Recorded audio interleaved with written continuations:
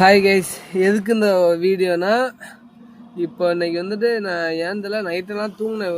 Night ஒரு 11 மணிக்கு படுத்துட்டேன். காலைல 5 மணிக்கு எழுந்திரிச்சு லாகின் பண்ணிட்டேன்.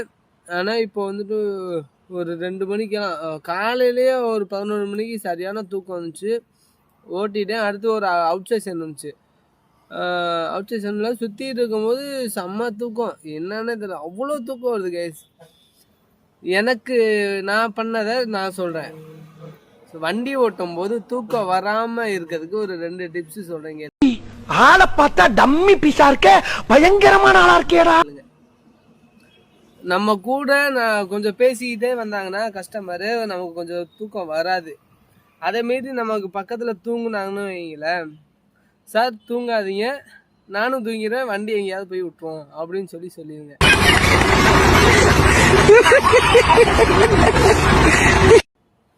ரெண்டாவது, தண்ணி ஃபுல்லாக குடிங்க. தண்ணி ஃபுல்லாக குடிச்சிட்டிங்கன்னா யூரின் வரும்.